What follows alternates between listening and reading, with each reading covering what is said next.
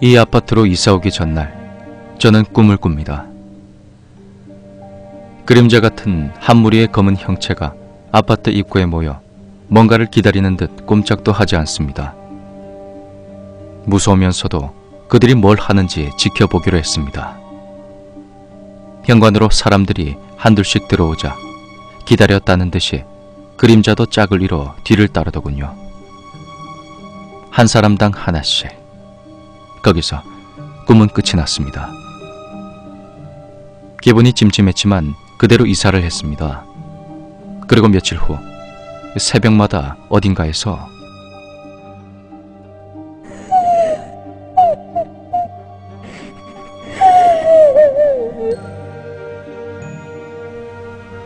이런 여자의 울음소리가 들리는 것입니다. 참 거슬리고 섬뜩했죠. 아파트 옆으로 강을 끼고 산책로가 있기 때문에 간혹 밤늦게 운동하는 사람이나 고등학생으로 추정되는 아이들이 무리지어 노는 경우도 있어서 그런 일도 있겠지 하고 그냥 넘겨버렸습니다. 그리고 어느 날 야행성이라 새벽에 베란다에 나가 바람을 쐈는데 또 어디선가 여자의 울음소리가 들리더군요. 이번엔 흡사.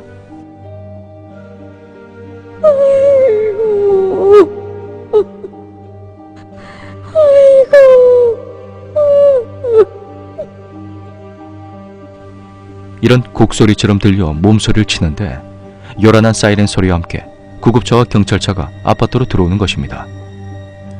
한참 뒤 맞은편 동에서 구급대원이 들것을 들고 내려왔고 가족들로 보이는 사람들이 울면서 뒤를 따르더군요.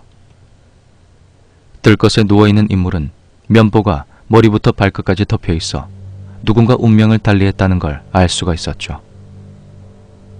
다음날 주민들의 말을 들어보니 간밤에 맞은편 동의 주민이 약을 먹고 자살했다고 하더군요. 그런데 그게 처음이 아니었답니다. 어디나 사람 사는 곳이니 그런 일이야 있을 수 있겠지만 1년 전에는 옥상에서 사람이 뛰어내렸고 불과 몇 달 전에는 집안에서 목을 메고 자살한 사람이 있었다는 겁니다. 더 나아가선 옥상 환풍기에 밧줄을 걸어 자살 시도를 하던 사람도 있었는데 다행히 경비에게 발견돼 미수로 끝났다더군요. 이후로는 비상시를 대비해 반드시 열어둬야 함에도 옥상 문을 걸어 잠궈두고 있다는 겁니다. 그런 얘기를 듣고 나서야 어렴풋이 알게 됐습니다. 큰 강의 하류에 해당하는 지역, 그리고 우뚝 솟은 집안 덕분에 다른 방향에서 보면 마치 아파트가 강 한가운데에 서 있는 것처럼 보인다는 것과 사람이 살기엔 강의 기운이 무척이나 강하다는 것을요.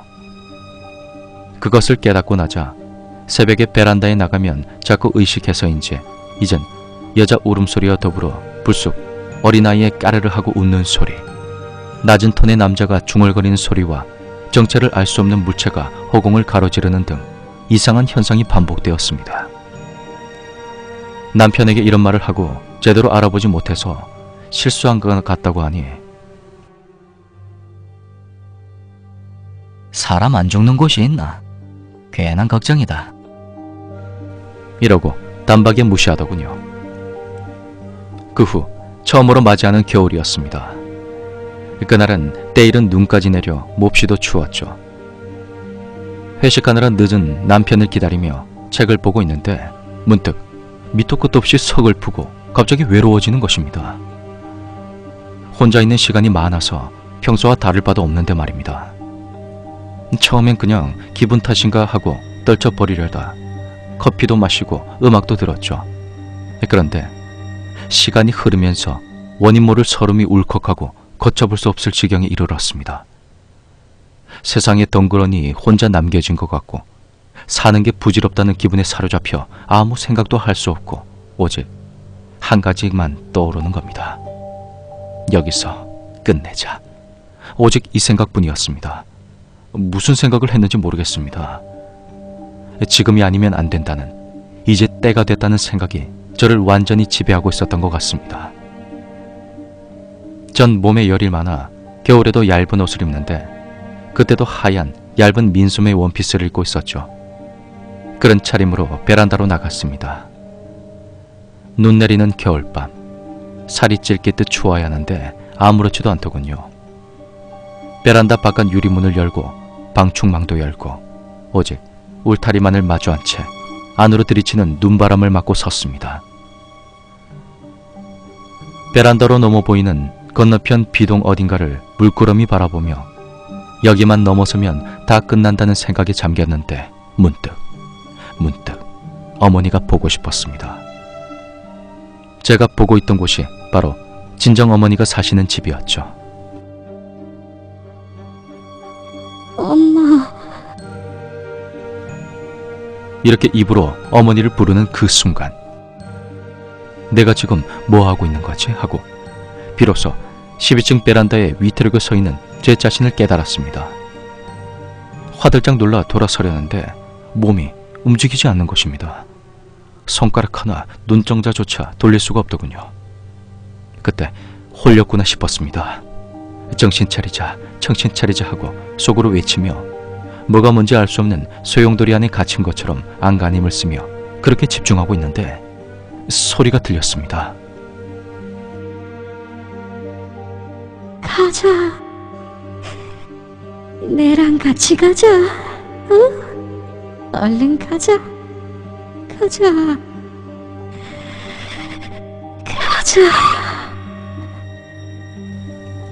힘없고 가느다란 여자의 목소리였습니다. 저는 속으로 당장 정체를 드러내라고 외쳤고 동시에 뭔가에 의해 양쪽 팔뚝을 잡힌 듯이 상반신이 앞으로 확 달려가는 겁니다. 그리고 이윽고 정체를 드러낸 그 여자. 베란다 울타리 너머에서 제 몸을 끌어당기는 중이었습니다. 한쪽 이마와 눈이 완전히 함몰되었고 헝클어진 짧은 단발머리가 남은 얼굴을 가리고 있어 끔찍한 상태였으나 흔히 보이는 티셔츠와 반바지 차림새는 평범한 주부와 다를 바 없었죠. 자신의 정체를 알아챈 것을 그 여자도 알았는지 갑자기 엄청난 기운과 함께 어디서 나타날지도 모른 그 형태가 다른 무수한 많은 손들이 그 힘에 가세하는 겁니다. 죽을 힘을 다해야 된다는 걸 진작 깨닫고 버티는데 가자. 혼자 가기 싫다. 가자. 좋은 데 가자. 내랑 같이 가자. 가자. 눈을 감을 수도 말을 할 수도 없었습니다. 저를 비웃듯 여자는 계속 반복하며 제 기운을 앗아가 점점 힘이 빠지고 있었죠. 심장은 미친 듯이 뛰고 어떻게든 휘말리지 않기 위해 버텼지만 소용이 없었습니다. 오히려 외롭고 지친 나머지 눈물만 뚝뚝 흘릴 뿐. 너무 외로웠습니다. 마음이 너무 아파서 어쩌면 여자와 함께 가야 할 것만 같았죠. 그러다가도 이대로 포기하면 안 된다고 마음을 다잡았지만 그 힘은 도저히 이겨낼 수가 없었습니다. 누군가 도와줬으면 싶었지만 아무도 알아채지 못한 것 같고 금방이라도 몸이 울타리 너머로 휙 고꾸라지기 직전. 돌아볼 수는 없어도 뒤에서 절 부르는 남편의 목소리가 아득히 들렸습니다. 너무나 반가웠죠. 자기야, 거기서 뭐하노? 놀란 남편의 목소리. 남편이 바로 뒤에 있다는 걸 깨닫는 순간 반가움도 잠시, 행여나 남편에게 옮겨가면 어쩌나 걱정이 되었습니다. 그러자 갑자기 나는 혼자 안 간다. 내가 놔줄 줄 아나. 어림도 없다. 혼자는 못 간다. 혼자는 안 가. 가자. 같이 가자. 네가 버틸 상심 나. 어서 가자. 이러며 정신을 차릴 새도 없이 저를 사납게 흔들기 시작했습니다. 온갖 소음이 정신 못 차리게 터져나오고 몸의 중심이 기울고 이제는 정말 끝났구나 하고 포기하는 순간 남편이 뒤에서 제 몸을 양팔로 강하게 끌어안으며 안 된다. 못 따라간다. 이러며 악을 쓰고 소리를 질러대는 겁니다. 남편은 제가 보통 사람과는 다르다는 걸 압니다. 10년 넘게 살다 보니 본인은 전혀 그런 쪽으로는 감이 없는데도 아내가 다르다는 건 알았나 봅니다. 하지만 그럼에도 저는 꼼짝을 하지 않았고 밖으로 끌어내려는 여자와 남편의 힘겨루기가 돼버렸죠. 아드득하고 남편이 이를 악무는 소리가 들리고 이젠 남편에게 안긴 제 몸이 고통스러울 만치 지쳐서 그래, 데려가라. 제발 나만 데려가라 하고 포기하는 순간이었습니다. 어딜 감히! 쩌렁쩌렁 사방에서 울리는 우레 같은 불호령과 함께 큰 칼이 번쩍이더니 절 끌어당기는 여자와 정체 모를 손들을 단번에 가로질러 끊어냈습니다. 그 바람에 엄청난 힘에 떠밀려 전 남편에게 안겨 집 안으로 나동거라졌죠. 한참 동안 남편도 저도 그대로 있다가 여자와 손들이 사라졌다는 것을 깨닫자 비로소 울음이 터지더군요. 평소 소리 없이 울던 제가 엉엉 울음을 터뜨리고 얼마나 울었는지 모르겠습니다. 남편은 사색이 된 얼굴로 절 놓칠세라 안고만 있었습니다. 안정을 찾고 난 뒤 남편에게 들은 말은 놀라웠습니다. 회식 자리에 있는데 제 친정어머니로부터 전화를 받았다더군요.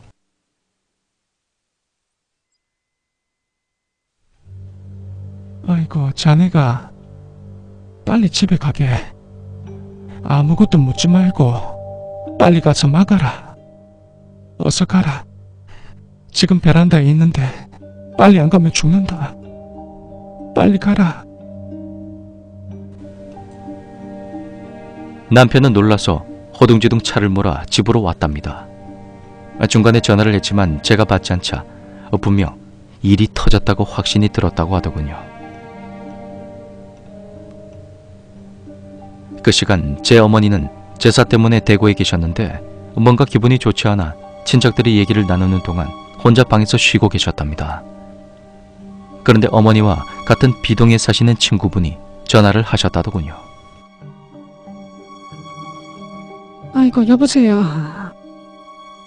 1시간 전부터 딸내미네 집 베란다에 누가 서 있는 것 같은데 우리 며느리는 안 보인다 하고 경비실에 연락해도 아무것도 안 보인다 하는데 아무래도 이상하다 친구야. 너그 딸내미한테 전화 좀 해보그래. 네. 어머니 친구분은 어째서인지 절 알아보시고 어머니께 알렸던 겁니다. 그 길로 어머니는 아무도 없는 방에서 혼자 기도를 하셨고 제게 일어난 일을 깨닫고 남편에게 전화를 하신 겁니다. 조금만 늦었다면 전 세상에 없었겠죠. 이 당시엔 평범한 삶을 살기 위해 제가 약해진 상태였지만 지금은 탈없이 무사히 잘 살고 있습니다. 여자 귀신을 칼로 잘라낸 분의 정체는 다음에 말씀드릴 기회가 있을 겁니다. 그리고 이 아파트, 그 이후로 간격이 제법 줄었지만 작년에도 2건, 아직도 자살은 계속되고 있습니다. 참, 그런데 말이죠.